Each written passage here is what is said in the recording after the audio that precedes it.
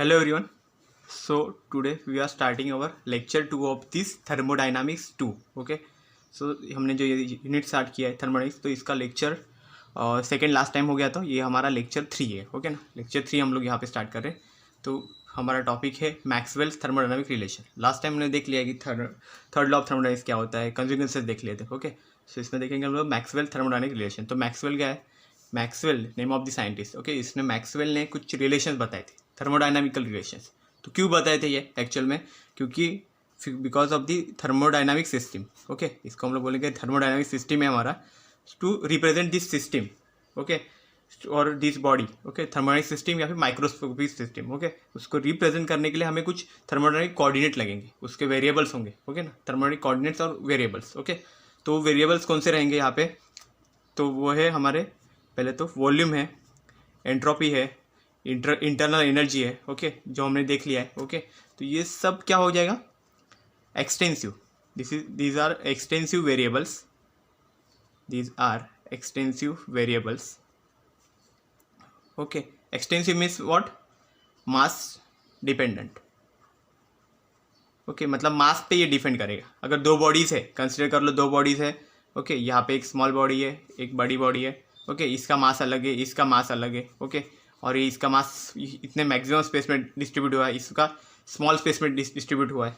तो उस हिसाब से उसका वॉल्यूम चेंज हो जाएगा. इसका वॉल्यूम अलग रहेगा, इसका वॉल्यूम अलग रहेगा. ओके, इस तरह से. तो ये इसको हम लोग बोल सकते हैं कि वॉल्यूम को एक्सटेंसिव प्रॉपर्टी बोल सकते हैं. इसलिए जो वेरिएबल्स रहेंगे वो एक्सटेंसिव वेरिएबल्स है. Okay, then next is a intensive भी है कुछ हमारे जो मैक्सवेल्स जो थर्मल रिलेशन के लिए जो हमें लगने वाले. ओके ना, वो थर्मोडायनामिक वेरिएबल्स कुछ ये भी है. ओके, टेम्परेचर है, प्रेशर है, यहाँ पे वो हम ला रहे हैं इंटेंसिव वेरिएबल्स. तो ये एक्चुअल में मास पे डिपेंड नहीं करते. ओके, तो मतलब क्या होगा? एक प्लेस है जहाँ का टेम्परेचर अलग है हमारे रूम टेम्परेचर से, वहाँ पे हमने अगर ये दोनों मासेस को लेके गए, एक छोटा है एक बड़ा है. ओके, तो दोनों को लेके गए, तो वहाँ पे इसके साइज़ की वजह से कुछ अफेक्ट नहीं होगा. टेम्परेचर दोनों का भी सेम हो जाएगा, सेम ही रहेगा. मतलब एक जो कुछ भी है टेम्परेचर उसका पहले से, उसको इक्विलिब्रियम में लाने की कोशिश करेगा वो, और कुछ टाइम के बाद हम लोग देखेंगे तो वो सेम रहेगा दोनों का भी टेम्परेचर. ओके, तो ऐसे हो जाएगा. इसलिए टेम्परेचर का कोई अफेक्ट नहीं करेगा, मास उसके ज़्यादा है या कम है. ओके, तो इस तरह से वो रहेगा. तो इसलिए इसको इंटेंसिव वेरिएबल्स बोलेंगे. तो ये सब यूज़ करके हमें थर्मोडायनामिक रिलेशन बताने, और ये दोनों में का रिलेशन भी वो रिलेशंस बताएंगे. ओके, और उससे हम लोग बहुत सारी थर्मोडायनामिक प्रॉब्लम्स इजीली सॉल्व हो जाते हैं इस रिलेशन से. इसलिए मैक्सवेल थर्मोडायनामिक रिलेशन एक इंपॉर्टेंट टॉपिक है थर्मोडायनामिक के पॉइंट ऑफ व्यू से. ओके, तो हम लोग इसका डेरिवेशन पहले सॉल्व करते हैं. उसमें हमने जनरलाइज फॉर्म पहले देखना है इसका, थर्मोडायनामिकल रिलेशन का जनरलाइज फॉर्म. ओके, उसके बाद इसके वेरिएबल्स कैसे यूज़ किए जाते हैं वो हम लोग देखेंगे. Okay, one by one. तो पहले हम लोग देखते हैं कि इसमें क्या लिखा था, फर्स्ट लॉ ऑफ थर्मोडायनामिक्स. तो पहले हम लोग देखेंगे according to first law of thermodynamics. तो फर्स्ट लॉ तो हमने ऑलरेडी स्टडी किया है ऑफ थर्मोडायनामिक्स. तो फर्स्ट लॉ हमने ऑलरेडी स्टडी किया था. ओके, तो फर्स्ट लॉ में हमने क्या देखा था, यहाँ पे delta Q is equal to delta U plus delta W. तो डेल्टा हमने क्यों यूज़ किया? यहाँ पे एक बहुत स्मॉल है ये. ओके ना, बहुत स्मॉल क्वांटिटी की हीट यहाँ पे सप्लाई की जा रही है, बहुत स्मॉल क्वांटिटी की इंटरनल एनर्जी रहेंगी. बाद में फिर यहाँ पे एक very very small quantity of work is done. Okay, तो यहाँ पे ये इंटरनल एनर्जी हीट सप्लाइड के लिए, अमाउंट ऑफ हीट सप्लाइड के लिए हम लोग क्यू यूज़ कर रहे हैं. ओके, देन यहाँ पे ये इंटरनल एनर्जी के लिए, और ये है वर्क डन के लिए. ओके, यहाँ से सब ये ऐसे रहेंगे. ओके, तो यहाँ पे लिख देता हूँ मैं शॉर्ट में, ये है amount of heat and this is a internal energy. Okay, internal energy है and this is a work done. Okay, यहाँ पे ये वर्क डन रहेगा. ओके, तो इस तरह से ये तीनों पैरामीटर्स यहाँ पे होंगे. तो ये हमारा फर्स्ट लॉ ऑफ थर्मोडायनामिक्स हमने लिख दिया है. अभी इस डेल्टा डब्ल्यू है जो वर्क है, उससे भी हम लोग रिप्लेस करेंगे. उसको हम लोग रिप्लेस करेंगे P D V. We know that delta W is can be written as P D we. Okay ना, ऐसे भी लिख सकते हैं इसको. तो हम लोग इस इधर रिप्लेस कर देंगे. So delta Q is equal to delta U plus P D V. Now we have to arrange this equation in the form of the delta u. तो डेल्टा यू को हम लोग लेफ्ट में ले लेंगे और इसको यहाँ पे भेज देंगे। ओके, डेल्टा यू को इसी जगह पे रखेंगे, बस पी डी वी को ये साइड भेज देंगे। तो क्या हो जाएगा, यहाँ पे हम लोग लिखेंगे delta Q minus P D we. Okay, so we can write it this. Equation 3 यहाँ पे हो गया। Now according to second law of thermodynamics, अभी हमें क्या करना है, सेकेंड लॉ यूज़ करना है। According to second law of thermo, तो सेकेंड लॉ एक्चुअल में क्या था, second law is about the entropy, जो हमारा एंट्रोपी का रिलेशन बता रहा था। ओके, एंट्रोपी चेंज का। तो एंट्रोपी चेंज क्या था, D S is equal to delta Q. यहाँ पे क्यू ये जो क्यू है, ये क्यू क्या रिप्रेजेंट करता था यहाँ पे, हीट ट्रांसफर। ओके ना, हीट ट्रांसफर करता था। वो खाली एब्जॉर्ब्ड या फिर इसकी रिजेक्टेड की नहीं बताता था, वो हीट ट्रांसफर बताता था, दोनों का चेंज बताता था। Okay, Q by T. Okay, तो ये हो गया। तो मैं इक्वेशन 4 लिख देता हूँ। Now we have to use this into the equation 3। Equation 3 में हम लोग यूज़ करेंगे, use 4 in equation 3। Okay, equation 4 को इक्वेशन 3 में यूज़ करेंगे तो हमारा क्या बनेगा, यहाँ पे डेल्टा क्यू है, डेल्टा क्यू की जगह पे हम लोग ये यूज़ करेंगे, मतलब टी डेल्टा एस यहाँ पे हमें सब्स्टिट्यूट करना पड़ेगा। तो हमारा इक्वेशन क्या बनेगा, delta U is equal to T delta S minus P D we. Okay, equation 5 हो गया यहाँ पे। ओके, तो ये हमारा इंपॉर्टेंट है इक्वेशन 5, क्योंकि इसके अंदर हमें कुछ वैल्यूज़ यहाँ पे सब्स्टिट्यूट करनी है। ओके, तो वैल्यूज़ क्या क्या रहेगी उसके मैं यहाँ पे प्लेस है तो यहाँ पे बता देता हूँ। ठीक है ना, तो हमें देखो क्या क्या वैल्यूज़ पुट करनी है। डी यू की जगह पे यहाँ पे कुछ तो पुट करना पड़ेगा हमें। ओके, ये यहाँ पे डेल्टा यू मतलब यहाँ पे डी यू रखो। ठीक है ना, डी यू बराबर रहेगा, डी यू की जगह पे कुछ पुट करना पड़ेगा। देन यहाँ पे हमें डेल्टा यू रख सकते हैं हम लोग, इसको डी के फॉर्म में लिख देते हैं। ठीक है ना, D you equal to delta के फॉर्म में रखोगे तो भी इतना प्रॉब्लम नहीं है, बट डी यू के फॉर्म में परफेक्ट रहेगा। Okay, T D S minus P D we. Okay, क्योंकि यहाँ पे वी भी हमारा डी के फॉर्म में था। ओके, तो इसलिए हमने सबको एक ही फॉर्म में लिख दिया है। ओके, एक्चुअल में है तो सब चेंज ही, बस कुछ एकदम छोटा है, कुछ थोड़ा सा छोटा है, ऐसा बस इसके लिए तो ये डेरिवेशन में चल जाता है, इतना कुछ प्रॉब्लम नहीं करेगा, अफेक्ट नहीं करता। ओके, तो हम लोग ने ये लिख दिया यहाँ पे इक्वेशन में, इसको 6 कर देता हूँ या फिर इसको इक्वेशन 5 कर देते, ये इक्वेशन कंसिडर कर देते, इक्वेशन 5 इसको कर दे। ओके, इसको इसी के फॉर्म में लिखा है और लिख देते। ठीक है ना, या ऐसा लिखो या फिर ऐसा लिखो। ठीक है, तो अभी हमें इक्वेशन 5 में सब्स्टिट्यूट करने वैल्यूज़, पर वैल्यूज़ क्या सब्स्टिट्यूट करनी वो कैसे पता चलेगा, यही वैल्यू सब्स्टिट्यूट करनी। डी यू के लिए एक वैल्यू आएगी, डी एस के लिए और डी वी के लिए एक वैल्यू आएगी। तो वैल्यूज़ कैसे रहेगी वो हम लोग पहले यहाँ पे फाइंड कर लेते हैं। तो वैल्यूज़ में बताता हूँ, देखो मतलब कि हम 2 वेरिएबल्स कंसिडर कर रहे हैं। 2 वेरिएबल्स कौन से कंसिडर कर रहे हैं, एक एक्स कंसिडर कर रहे थे, एक वाई कंसिडर कर देंगे, ये कोई भी वेरिएबल्स होंगे। ओके, हमने यहाँ पे अभी फिक्स नहीं किया कि कौन से एक्सटेंसिव है या इंटेंसिव है, कुछ हमने वो फिक्स नहीं किया, बस हमने लिख दिया कि ये 2 वेरिएबल्स है और 2 वेरिएबल्स हम लोग कहाँ पे करेंगे, हमारे फंक्शंस जो हमारे यू एस वी उसके लिए हमें यूज़ करने हैं बाद में। ओके, तो इसलिए हमने ये कंसिडर किए यू एस और वी के लिए, ये 2 वेरिएबल्स हमने कंसिडर किए। तो उससे हम लोग इक्वेशन बनाएंगे। तो इक्वेशन कैसे बनने के, देखो पहले हम लोग डी एस के लिए फाइंड करते हैं। Okay, D S is equal to, हम लोग इसको ऐसे लिख सकते हैं, आपने वेक्टर्स में देखा होगा, do S by dough x at constant, देखो पहले मैं Y okay into D X, ये जो डो है, डो या डेबा बोलते हैं इसको, डो मतलब क्या रहता है, पार्शियल डेरिवेटिव है। ओके, और ये हमारा नॉर्मल जो हमारा डिफरेंशियल का जो डी एक्स रहता है वो है। ओके, तो एक्स के लिए हो गया। अभी वैसे हमें वाई के लिए भी लिखना है, तो यहाँ पे बीच में प्लस साइन आएगा, हमेशा प्लस ही आएगा बीच में। ओके, तो यहाँ पे हम लोग भी सेम रहेंगे, यहाँ पे एस है इसलिए यहाँ पे एस लिखेंगे, डो एस अपॉन डो, अभी एक्स के लिए हो गया, अभी ये वाई के लिए तो डो वाई लिखेंगे, और अंदर अगर वाई है तो हमारा कांस्टेंट वो टाइम पे क्या रखेंगे, हम लोग एक्स रखेंगे। ओके, और ये हमने वाई के लिए लिखा है इसलिए यहाँ पे भी बाहर भी आएगा वाई, मतलब डी वाई। ओके, ये एक हो गया। देन सेम हमें लिखना है डी यू के लिए। ओके, तो हम डी एस के लिख दिया, डी यू के लिए क्या होगा, just replace this S by U. Okay, same equation आएगा, just replace this S by U, डो you by dough x at constant Y. Okay, अंदर जो वेरिएबल होगा उसका अपोजिट लिख देना यहाँ पे, क्योंकि हमारे पास 2 ही वेरिएबल है, एक्स एंड वाई। तो एक्स अगर अंदर है तो वाई को बाहर लिख दो, वाई अंदर है तो एक्स को बाहर लिख दो, ऐसा है। ओके, तो यहाँ पे हो जाएगा D x plus do you by dough Y at constant x into D Y. Okay, ये हो गया। देन अभी लास्ट है डी वाई, डी वी के लिए, डी वी के लिए क्या आएगा, same do we by dough x at constant y into d v plus do we by dough Y at constant x into d we. Okay, 1 2 3। Okay, तीन हो गए relation, तीन ही बनाने हमें। ओके ना, ये 3 है, तो तीनों के लिए इक्वेशन नंबर एक साथ डाल देता हूँ, तो इक्वेशन नंबर ये हो जाएगा 6। Now we have to use this equation 6 into equation 5। Okay, ये सब्स्टिट्यूट करनी, ये जो वैल्यूज़ है हमने निकाले यहाँ पे इक्वेशन, ये पूरे को हमने इक्वेशन 6 दिया है, तो ये इक्वेशन 6 ये तीनों वैल्यूज़ यहाँ पे हमें पुट करनी है। ओके, इक्वेशन में, इक्वेशन 5 में। ओके, तो ये हम लोग देखते हैं नेक्स्ट पेज पे। Okay, now substitute equation 6 in equation 5। तो इक्वेशन 5 में जो हमारा इक्वेशन था जहाँ पे d you equal to t D S minus P D v, ऐसा इक्वेशन था, तो उस इक्वेशन 5 में हमें इक्वेशन 6 की जो वैल्यूज़ हमने निकाले वो इक्वेशन 6 की वैल्यूज़ हमें पुट करनी है। तो क्या होगा, पहला डी यू था, डी यू की जगह पे हमारा जो हमने लिखा था वो आएगा, मतलब do u upon do x at constant y into D x plus do u upon do Y at constant x into D Y. Okay, ये हो गया।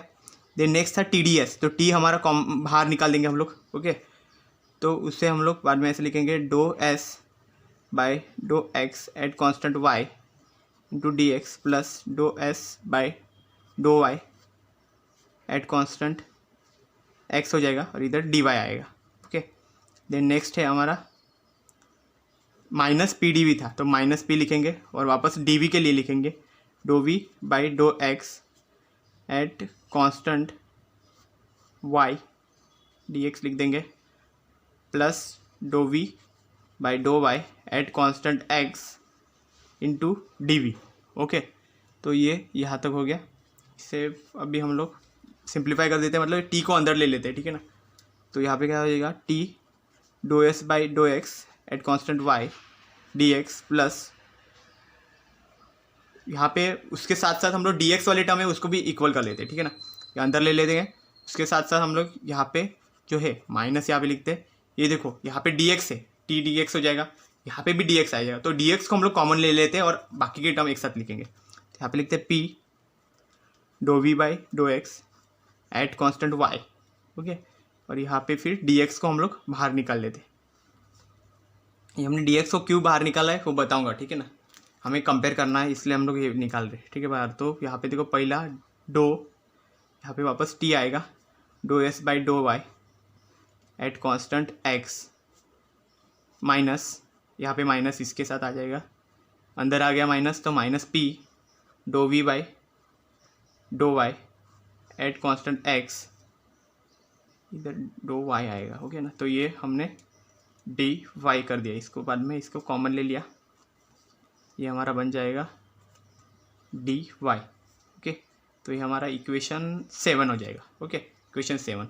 नाउ देखो अभी क्या है, हमने ये जो था, ये जो वैल्यू है यही नीचे आएगी ना, तो यहाँ पे देखो यह डी एक्स बाहर है, यहाँ पे डी वाई है। ओके, तो यहाँ पे भी डी एक्स है और डी वाई है, तो हम लोग क्या कर सकते हैं, जो डी एक्स वाला ब्रैकेट है और ये ब्रैकेट, इस दोनों को कंपेयर कर सकते हैं, तो दोनों इक्वल हम लोग लिख सकते हैं। Okay, by comparing this coefficient of d x and d Y. Okay, तो बाय कंपेयरिंग करेंगे coefficient of d x and d y, तो देखो डी एक्स का कोएफिशिएंट अगर हम लोग कंपेयर करेंगे तो क्या हो जाएगा, ये जो ब्रैकेट है do you by dough x is equal to this bracket. Okay, complete, तो क्या हो जाएगा वो do you by dough x is equal to क्या बन जाएगा, do you by dough x at constant y लिख देंगे यहाँ पे, is equal to t do S by dough x at constant Y minus p do v. Okay, s और v का यहाँ पे फंक्शन हो रहा है, do we by dough x at constant Y. Okay, तो ये यहाँ पे एक आ गया, और ये डी एक्स के साथ अभी कंपेयर होने के बाद, अभी डी वाई के साथ कंपेयर होने के बाद और एक चीज़ यहाँ पे हमें मिल रहा है, और इक्वेशन है, तो इसको इक्वेशन हम लोग 8 लिख देते हैं। ओके, यहाँ पे अभी और एक लिख देता हूँ मैं, do you by dough Y at constant x is equal to क्या हो जाएगा, अभी ये सेकेंड ब्रैकेट आ जाएगा, तो वो है t do S by dough Y at constant x minus P D v by dough Y at constant x. तो यहाँ पे देखो एक कॉमन चीज़ आ गई है, यहाँ पे सबके variables d x d x है, यहाँ पे सबके डिनोमिनेटर में देखो वाई वाई वाई है, ओके ना, d y do Y do Y do Y do y ऐसे। तो अभी हम लोग क्या करेंगे यहाँ पे डिफरेंशिएटिंग करेंगे, ओके ना। तो डिफरेंशिएटिंग इक्वेशन 8.8 देखो equation 8 by with respect to यहाँ पे y से करेंगे हम लोग, क्योंकि x है तो हम लोग y से यहाँ पे डिफरेंशिएट करेंगे। और यहाँ पे जो है यहाँ पे हम लोग क्या करेंगे डिफरेंशिएट, इसको हम लोग इक्वेशन 9 दे देते हैं, ठीक है ना। इक्वेशन 9 विथ रिस्पेक्ट टू यहाँ पे फिर इक्वेशन देखो यहाँ पे विथ रिस्पेक्ट टू x करेंगे यहाँ पे, ओके। तो हमें अभी इसको डिफरेंशिएट करना है, तो हमें क्या मिलेगा देखो डो स्क्वायर यू अपॉन, यहाँ पे डिफरेंशिएट किया तो ऊपर क्या हो जाएगा do square u with respect to y कर रहे हैं, तो यहाँ पे डो एक्स और डो वाई दोनों आ जाएंगे यहाँ पे, ठीक है। तो हम लोग लिखेंगे do y upon do x, इसको ऐसे लिख सकते हैं हम लोग एट कांस्टेंट, जैसा था वैसे ही, ओके। तो कांस्टेंट की लिखने की ज़रूरत नहीं यहाँ पे, तो ये मत लिखो, ठीक है ना, वाई की बस इधर ये ऐसा रखो। एंड देन क्या होने वाला है, वापस हम लोग यहाँ पे डिफरेंशिएट करेंगे, okay. With respect to y differentiate करेंगे तो इधर क्या आ जाएगा हमारा, पहले तो टी का आएगा, टी का डिफरेंशिएशन यहाँ पे u इंटू वी का रूल हो जाएगा, t do T by dough y, okay पहले आ गया। देन वो टाइम पे do S by dough x as it is रहेगा एट कांस्टेंट वाई, ओके। ये इसका एक्स लिख देते हैं, ठीक है। अभी क्या हो जाएगा, इधर प्लस आ जाएगा। अब टी का पहले डिफरेंशिएशन ले लिया, अभी इसका डिफरेंशिएशन लेना है, डिफरेंशिएशन लेना है, टी को एज इट इज रखेंगे, तो टी का एज इट इज रख दिया तो यहाँ पे बन जाएगा do square s by do y by do x, तो ये यहाँ पे हो गया। देन हम और एक चीज़ देखेंगे, तो इसके मैं यहाँ पे नीचे लिख देता हूँ, यहाँ पे ये ऐसे रख देता हूँ, ठीक है। दोनों को अलग अलग हम लोग लिखेंगे, तो ठीक है। तो यहाँ पे देखो अभी माइनस आ गया, तो माइनस हमारा पहले से ही है, तो जो हम लोग यूवी यूज़ करेंगे तो उसमें माइनस माइनस ही आएगा, ठीक है। तो यहाँ पे मैं ये लिख देता हूँ, पी हो जाएगा then do square v by do Y dough x okay, ये यहाँ पे ऐसा आ गया। Then minus dough p by do Y at constant x, okay, into do v by do x at constant y, okay. तो ये एक equation आ गया, तो इक्वेशन नंबर हम लोग देते हैं 10, ओके। तो सेम फॉर्म में हमें यहाँ पे भी मिलना चाहिए, ओके। ये पूरा इक्वेशन है, ओके, ये नीचे का सेकंड स्टेप नहीं है, ये इसके अंदर ही पूरा इक्वेशन है। यहाँ पे जगह नहीं था तो मैं यहाँ पे नीचे रख दिया, ओके। ये दोनों को हम लोग बाद में हमें यूज़ करने दोनों नेक्स्ट स्टेप में, ओके, इसलिए मैं ऐसे लिखा हुआ साइड बाय साइड। देन देखो यहाँ पे क्या है, विद रिस्पेक्ट टू एक्स अगर इसको करेंगे तो क्या होगा do square u upon do x dough y, okay. यहाँ पे डो एक्स डो वाई आ जाएगा इक्वल टू, यहाँ पे आएगा do T by dough x constant y into do s by do Y at constant x, okay. Then next है हमारा वापस ये आएगा टी का इक्वेशन, पहले टी का हमें बनाना पड़ेगा, तो plus t do square s by do x dough Y,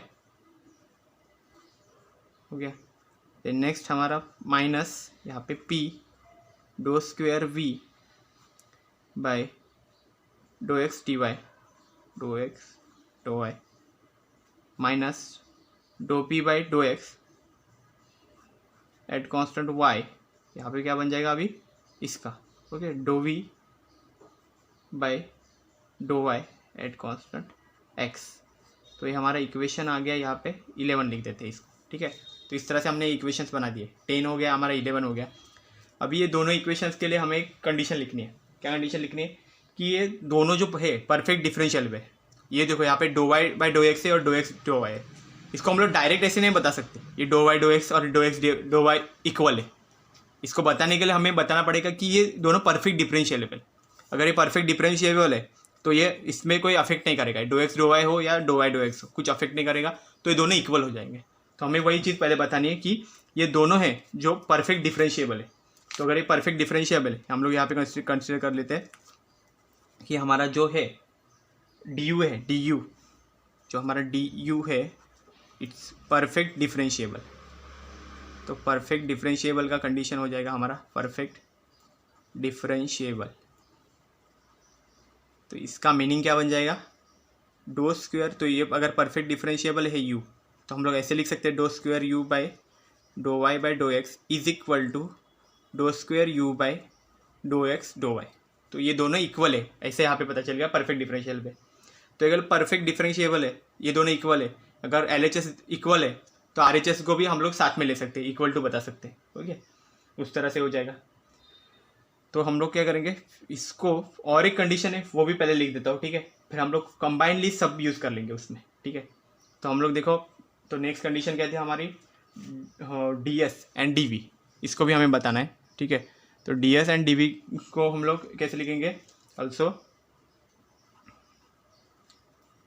DS and DV are perfect differentiable.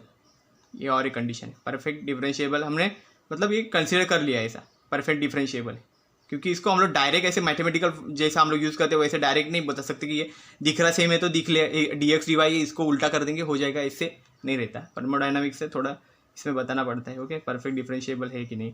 Okay, तो उसके अगर ये DS एंड DV भी परफेक्ट डिफरेंशिएबल है तो उसका भी हम लोग जो स्क्वायर फॉर्म में तो वो इक्वल बता सकते हैं, do square S by dough x dough Y is equal to do square S by dough Y dough x. Okay, ये एक है, एंड V का भी वैसे लिखेंगे, do square V by dough x dough y. Okay, यहाँ पे मैं लिख देता हूँ equal to do square V by dough Y dough x. Okay, तो हमें देखो ये क्या क्या आया, तो अभी एक बार ऑब्जर्वेशन से देखते हैं कि यहाँ पे क्या क्या चीज़ें सेम हो जाएगी।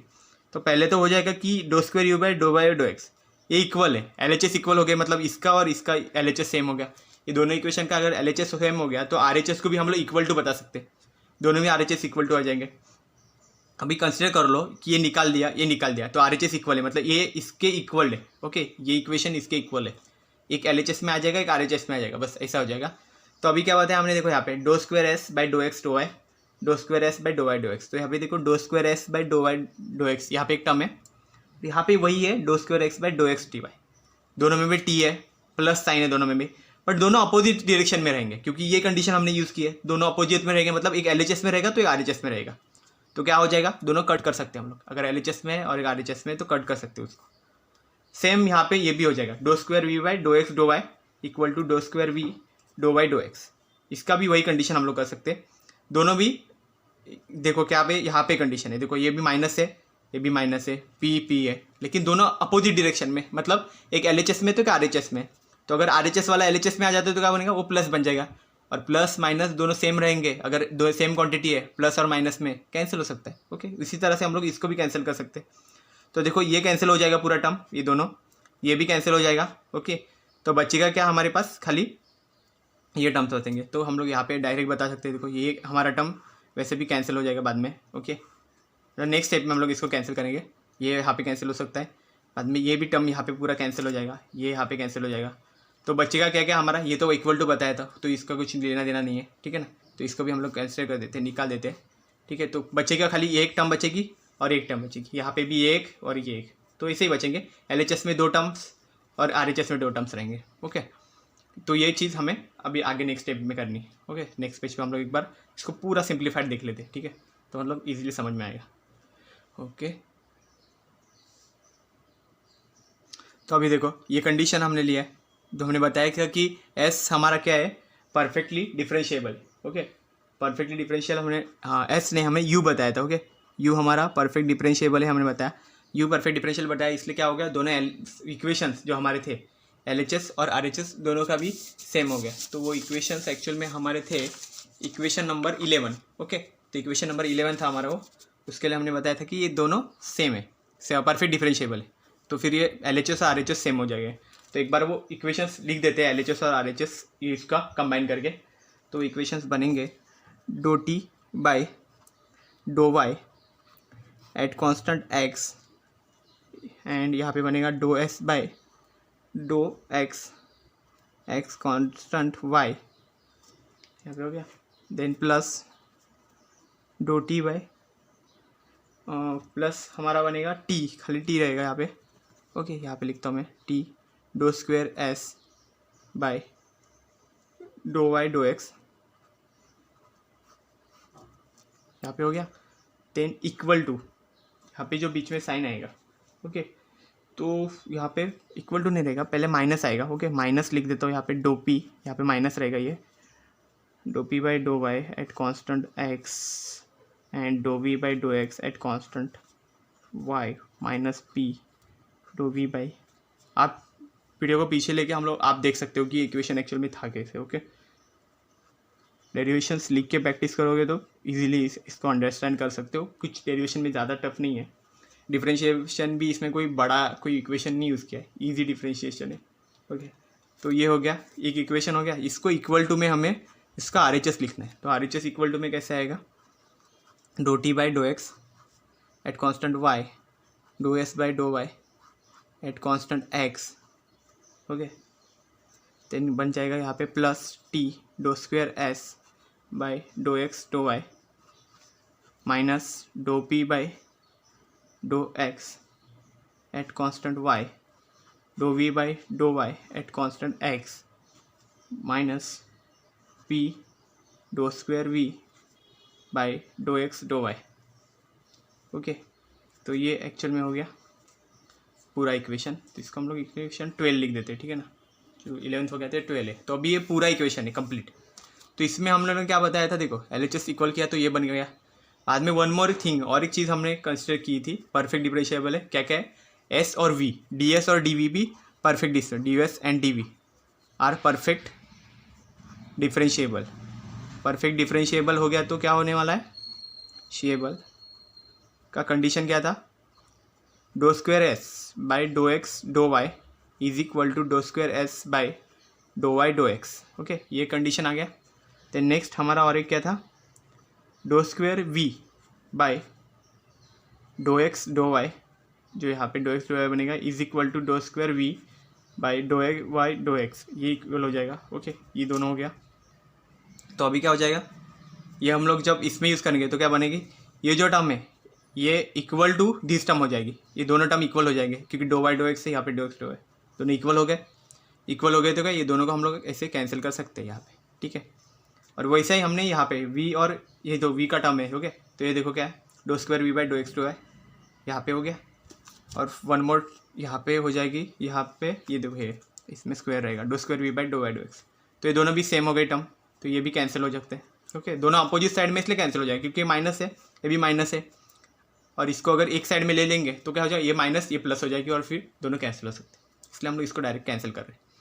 तो अभी बचेगा क्या क्या, देखो ये एक टर्म बच गए, ये एक टर्म और ये, तो हम लोग ये लिख देंगे इसको यहाँ पे। तो क्या बन जाएगा, डो T by dough Y at constant X डो S by dough x at constant Y minus dough P by dough Y at constant X डो we by dough x at constant Y equal to डो T by dough x at constant Y dough S by dough Y at constant X plus minus आएगा, minus dough P by dough x at constant Y then डो we by dough Y at constant x.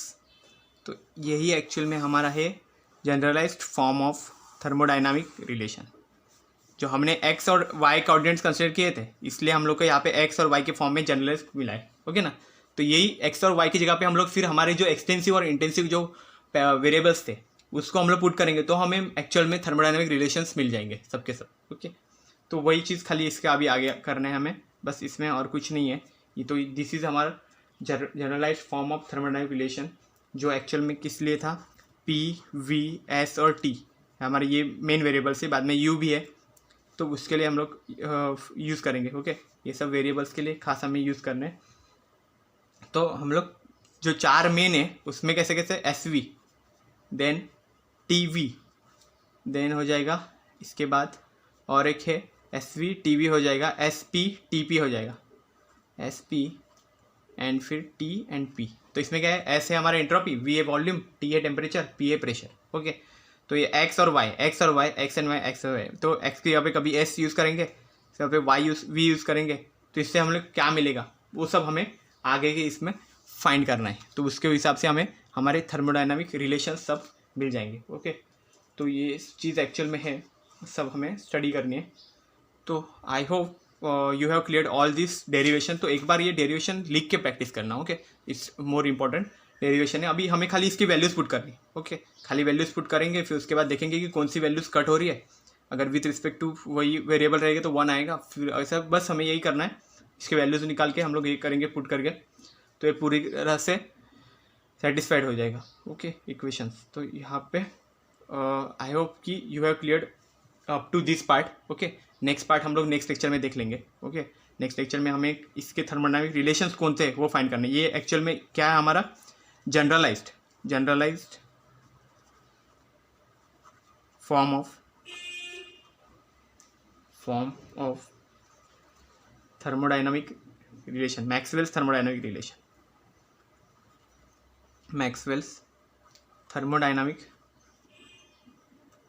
Relation.